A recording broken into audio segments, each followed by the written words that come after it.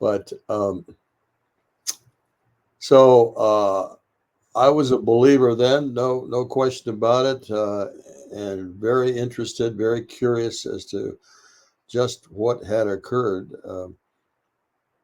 I confirmed that it was not an Air Force exercise with my commander, who was an old World War II pilot, flew B-17s, and I trusted implicitly. Um, so it was difficult for me, I have to say, to keep that secret for 27 years, but I was able to do it, and very relieved and very eager It's to research this further after I thought the Air Force had declassified my incident. Now, let me go back into that just a little bit. The reason that story was in above top secret is because a man by the name of Ray Fowler happened. oh, I know him. Okay, so he happened to be working for Sylvania at the time on an electrical contract for the Minuteman system, and he had people working for him at Malmstrom Air Force Base who reported to him that these UFO incidents did in were involved in the missile shutdowns, um, and Ray Fowler in turn reported to what was ongoing at the time, the Condon investigation. Yeah, the Condor Report. Yeah, and that was ongoing at that time. It started in '66 and ended in '68.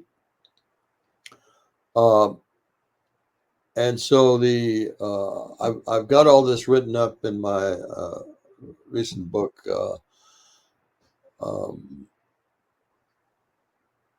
anyway, I've got all these details written up in in books I have written. But Yeah, I have all of so for anyone watching or listening in the future, um all of the links for Robert are below in the description. So if you want to read any of his work or follow up with it, I have all of his links below. yeah, I've got a YouTube channel under Bob Salas or Giant Head 3. And I've also got a website called uh, spiralgalaxy.org, where you can link to a lot of the uh, recordings. I've got recordings when I spoke with my commander, and also the man who commanded the Echo flight at the time of his incident.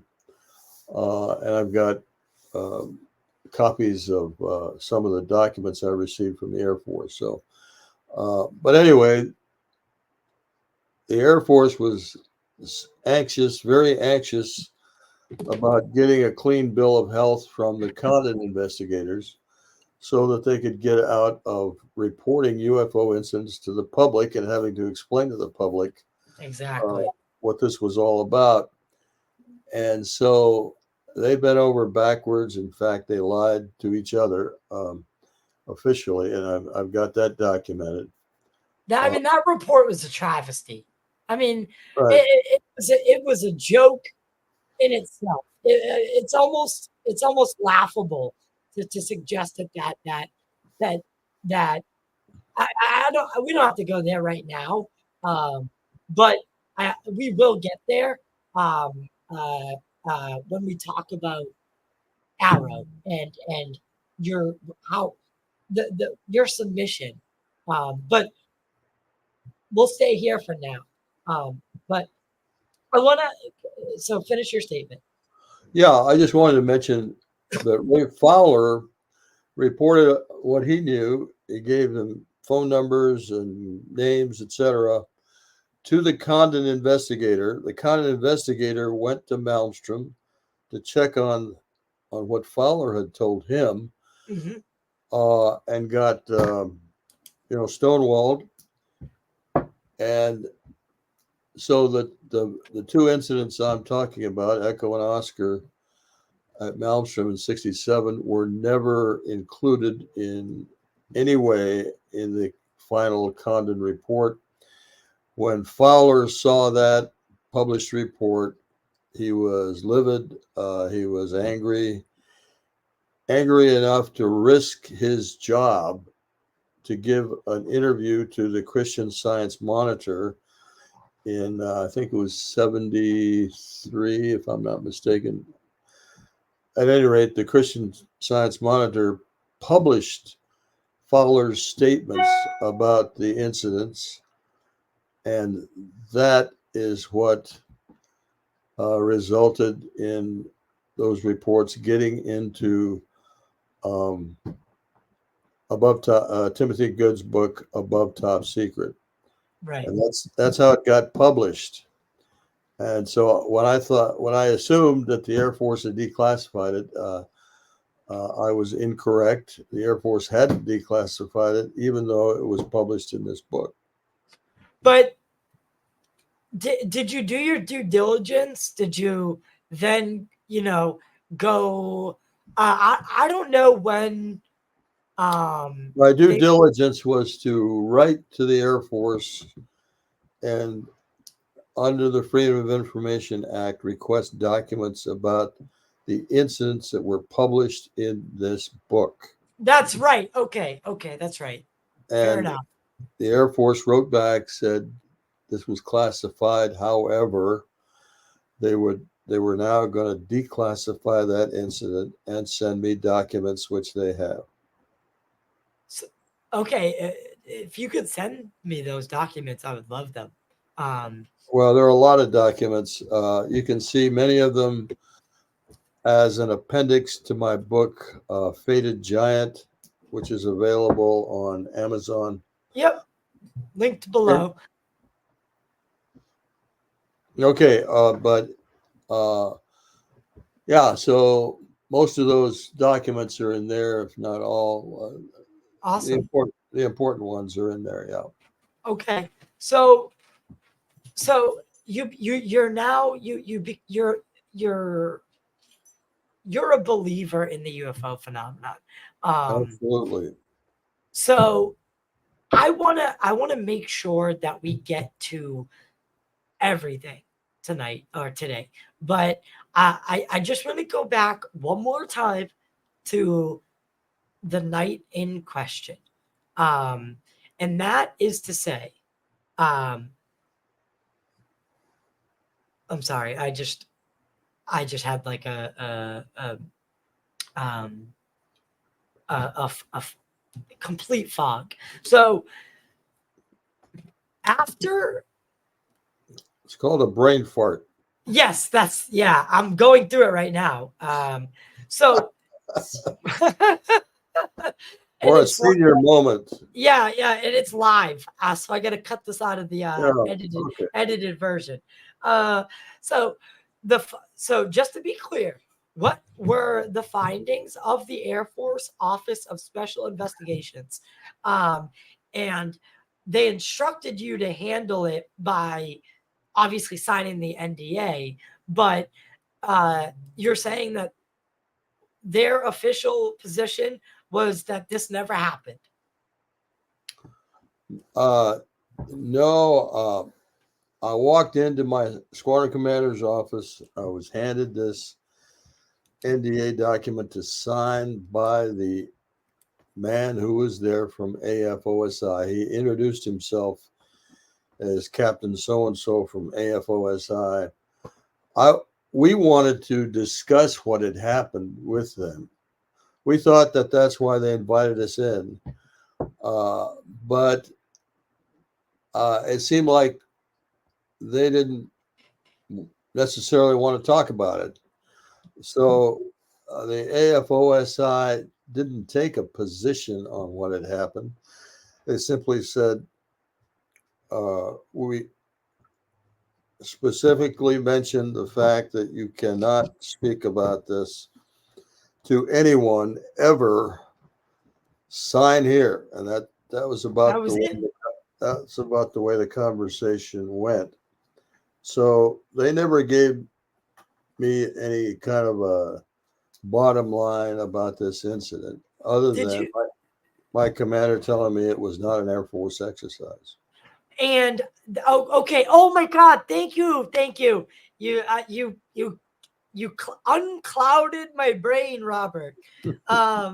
So I've talked to so many military witnesses from 2004, the USS Nimitz incident, um, on to so many other military personnel have been on this show.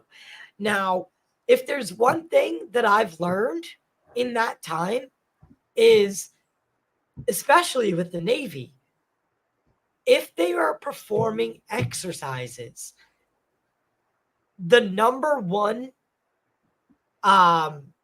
rule is safety.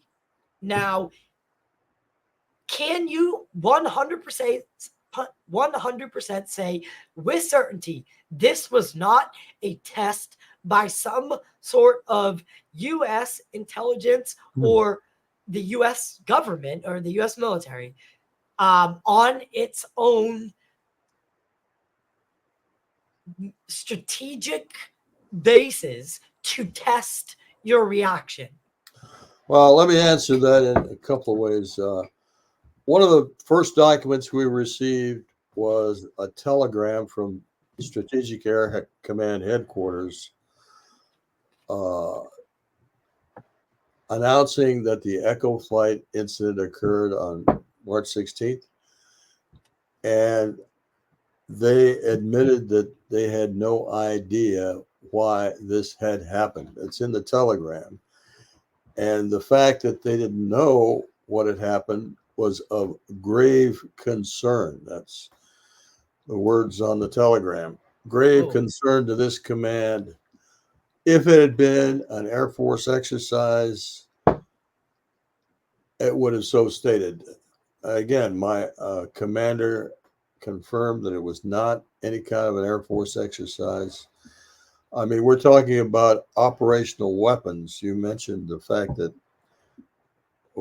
these could not, once they were disabled, could not be used if given the order, to launch missiles. So it is general policy for our military not to, disable their capabilities of responding to a potential attack by disabling their own, their own weapons. So that's about the best I can say as with regard to why I'm convinced that no, it was not any kind of an exercise. This was a real event. We were not notified before or after that it was some sort of an exercise.